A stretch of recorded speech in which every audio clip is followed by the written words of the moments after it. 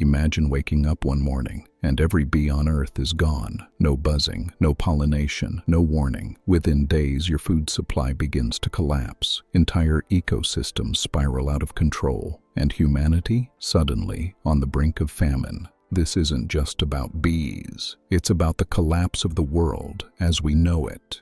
The day begins like any other. The sun rises, the flowers bloom, but the air is unnervingly quiet. No buzzing, no swarming, not a single bee. Overnight, honeybees, bumblebees, solitary bees, all gone. No warning, no explanation. At first, it seems like a fluke. Maybe a shift in climate or behavior, but scientists quickly realize the entire global bee population has vanished. Pollination grinds to a halt. Almond trees, apple blossoms, blueberries, all begin to fail at reproduction. These crops rely almost entirely on bees to transfer pollen between their flowers. The food industry doesn't panic yet. Most people don't even notice. Supermarket shelves still look normal, but in rural farmlands, orchard owners and fruit growers start to see the first signs of collapse. Blossoms don't turn into fruit. Farmers attempt to hand-pollinate, but it's slow, incredibly expensive, and mostly ineffective at scale. Governments call emergency summits. Drone pollination technology is deployed in select fields, but it's too new, too limited. Within days, whispers begin in the global markets. There may be a major fruit and vegetable shortage within weeks. The sudden absence of bees, often overlooked in our daily lives, begins to expose a systemic vulnerability in our food system. A species that weighed less than a paperclip was quietly responsible for billions of dollars in agriculture.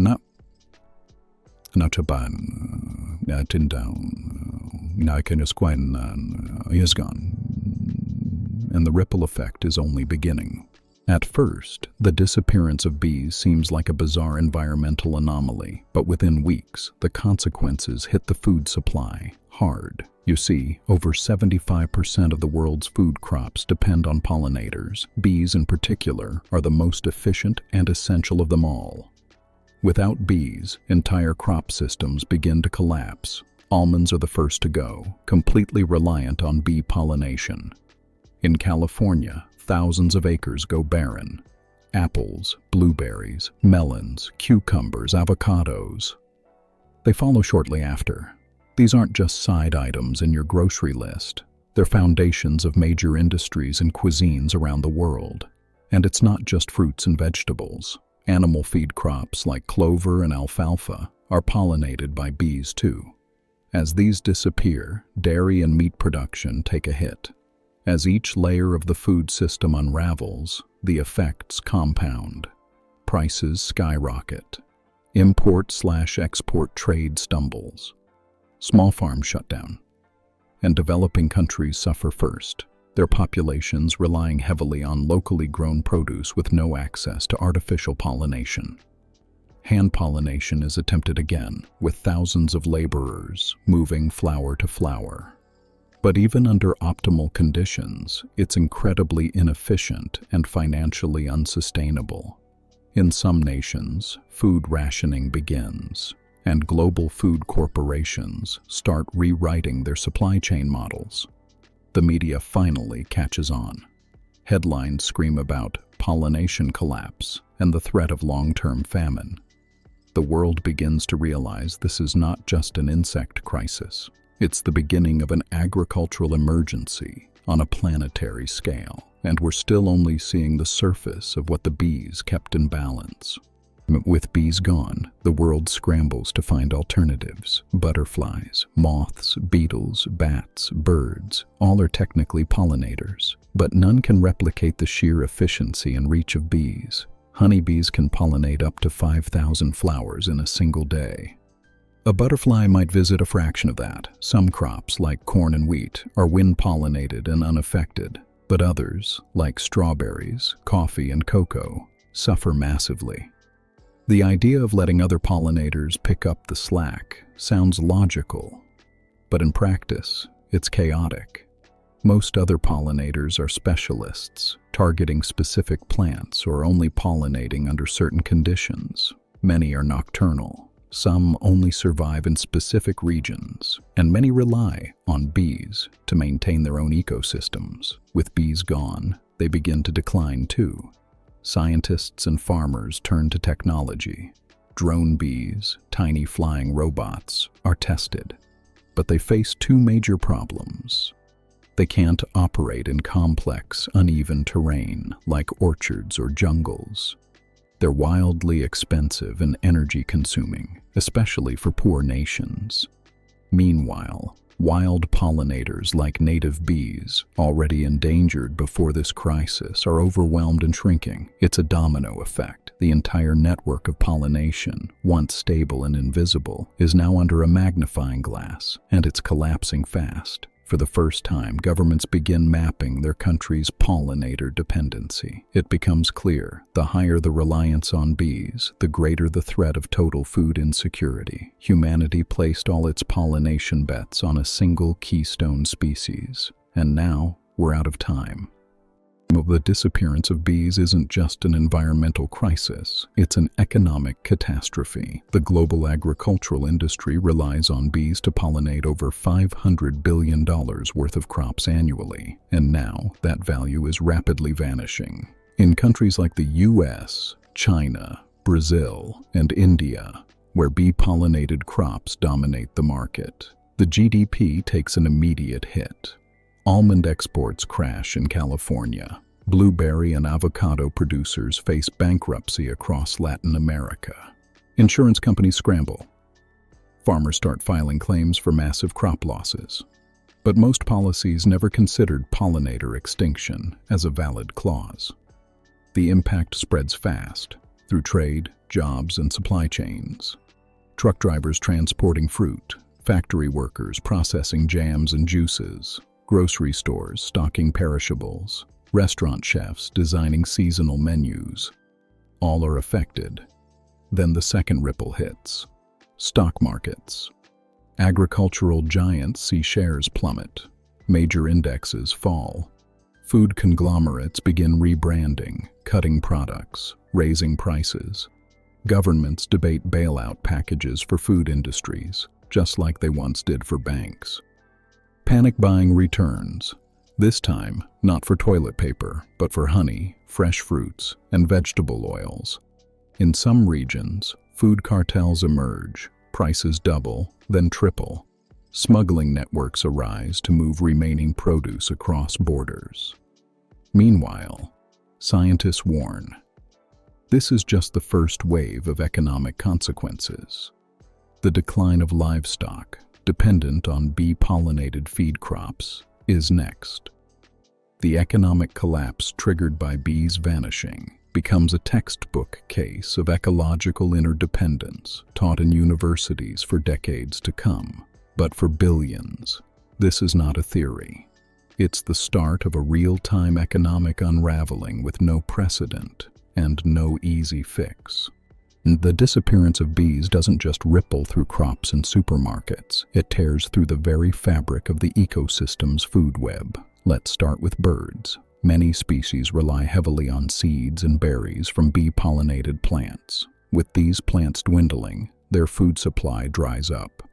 Populations of warblers, finches, and orioles begin to decline. Next come the insects. Caterpillars that feast on flowering plants lose their main nutrition source. In turn, this affects frogs, lizards, and small mammals that prey on them. Then the crisis escalates. Animals like foxes, owls, and hawks that sit higher in the food chain begin to feel the effects. Their prey are either starving or disappearing entirely. In African savannas and Asian jungles, species such as baboons, fruit bats, and even elephants face food shortages. In the Amazon, flowering trees stop producing fruit, triggering a collapse in populations of monkeys, toucans, and sloths. This domino effect is called a trophic cascade, a disruption in one layer of the food web that topples every layer above it. And bees? They were the base layer. As ecosystems fall out of balance, invasive species take advantage. Hardy, Non-native plants that don't rely on pollinators begin to spread, choking out what's left of native biodiversity. Within months, entire regions begin to look alien. Habitats once teeming with life grow eerily silent. And it all began because the hum of bees went quiet. From backyards to rainforests, this isn't just a loss of pollination, it's the collapse of millions of years of coevolution, unraveling in real time. As the final hives collapse, one symbol of the bee's legacy takes center stage: honey. Once common in kitchens and tea shops across the world, honey becomes a rare and luxury commodity. Beekeepers who once produced barrels now guard their dwindling stock like treasure. A single jar sells for hundreds, sometimes thousands, of dollars on black markets. It's no longer just a sweetener. It's a relic. But honey's value goes beyond taste. It's antibacterial, antifungal, and used in wound treatment and medicine. Without it, rural clinics and emergency medics lose a crucial natural tool. Food manufacturers scramble to find replacements. Artificial sweeteners flood the market, but none carry honey's natural enzymes or trace minerals. Consumers notice, flavor profiles change, nutrition suffers.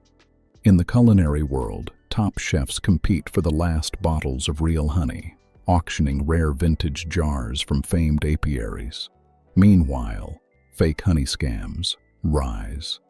Counterfeit syrups are passed off as authentic, and labs are forced to test purity as bee-derived honey becomes rarer than gold. Cultural traditions suffer too. Rosh Hashanah without apples and honey. Mead breweries shutting down. Ancient recipes rewritten, altered, forgotten. Humanity loses a flavor, yes, but we also lose a connection to something ancient, a relationship built over millennia between bees and people, now severed. The last honeycomb isn't just food, it's a symbol of how close we came to understanding nature, before we let it slip through our fingers.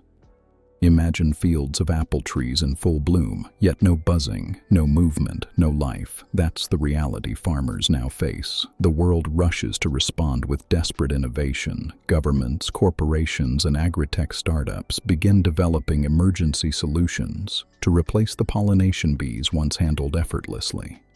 The first attempt? Manual pollination. In parts of China, workers armed with brushes and cotton swabs climb trees to hand-pollinate every blossom. But the labor is intense, costly, inefficient, and it doesn't scale. Then come robot bees, tiny drones designed to mimic the function of real bees. Prototypes take flight, but they crash often. Batteries run out fast, and they lack the finesse of nature. The price of operating millions of robo-bees? Astronomical. Even then, they can't adapt like real bees. They don't avoid bad weather. They don't learn better routes. They just fly, pollinate, and die. Scientists race to genetically engineer new pollinators, enhancing other insects like beetles or flies. Some even attempt to recreate extinct bee species using preserved DNA. But results are mixed, and years away from mass adoption. Meanwhile, the crops fail, yields plummet, food prices rise, scarcity looms. For countries whose economies rely heavily on agriculture, the collapse of pollination threatens national security. The world faces not only a food crisis, but a global tech arms race. Which nation can build the best fake bee first? In this strange new world, biology meets robotics, and nature becomes a high-tech battleground. But as innovation escalates, one truth becomes clear. No matter how brilliant our technology, we were never meant to replace the bees, only to protect them.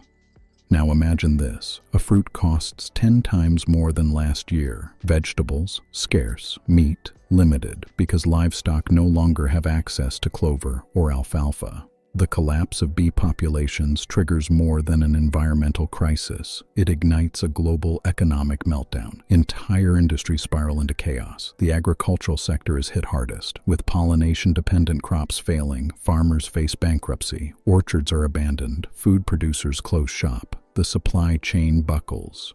From field to grocery store, supermarkets begin rationing, prices surge, families stockpile, panic buying ensues. The middle class shrinks as inflation soars. Meanwhile, food deserts expand, hitting low-income communities the hardest. Developing countries, already reliant on subsistence agriculture, experience famine-level shortages. Foreign aid scrambles to respond, but logistics are overwhelmed. Governments are forced to act fast. Emergency food programs, pollination subsidies, and tech grants for artificial alternatives flood the headlines. But the solutions are costly and temporary. Entire economies that rely on bee-pollinated exports like almonds, coffee, and cocoa face GDP collapse. Nations like Brazil, Ethiopia, and India watch their global competitiveness shrink, sparking unrest, protests, and food riots. The financial world doesn't stay untouched either. Stock markets tumble. Insurance companies default on agriculture claims. Wall Street meets Wall Hive, and the hive collapses. Even tourism takes a hit. Regions once known for vibrant floral landscapes and bee-based ecotourism now lie silent. No blooms, no bees, no tourists. It's a domino effect, and at the center of it was something so small, yet so vital. The disappearance of the bee wasn't just a loss of a species, it was the unraveling of a system we never realized was so fragile until it broke.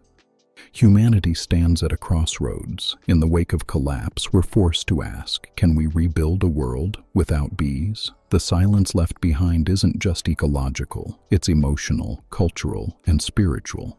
Bees have always symbolized life, productivity, harmony. Without them, entire traditions vanish. No more wildflower honey at morning markets. No more ancient bee-based remedies. No buzzing in backyard gardens. But in the darkness, resilience flickers. Scientists, engineers, and even artists begin to collaborate. New crop varieties are genetically modified to self-pollinate. Vertical farms rise in abandoned cities, sealed from the wild, relying on hydroponics and artificial light. AI-powered pollination robots become cheaper, smarter, and more efficient, at least in wealthy nations. Still, it's not the same. Biodiversity remains a ghost of its former self. The food on your plate is colder, clinical. The flavor of nature replaced with the taste of survival. Culturally, people turn to remembering bees the way we remember extinct animals. Museums host bee memorial exhibits. Art installations feature silent hives in glass cases. Songs, poems, and children's books mourn the creatures that once filled the air with life. There are whispers of de-extinction. Could we clone them back? Should we? And most importantly, would they still have a place in this altered ecosystem? Because once we break a link in nature's chain, the rest doesn't simply hold. It shifts, unravels, and rebuilds into something unfamiliar. The loss of bees isn't just an environmental lesson. It's a story of fragility, of consequences, of interdependence. And in that silence, maybe we'll finally listen. Not just to what was lost, but to what must never be forgotten.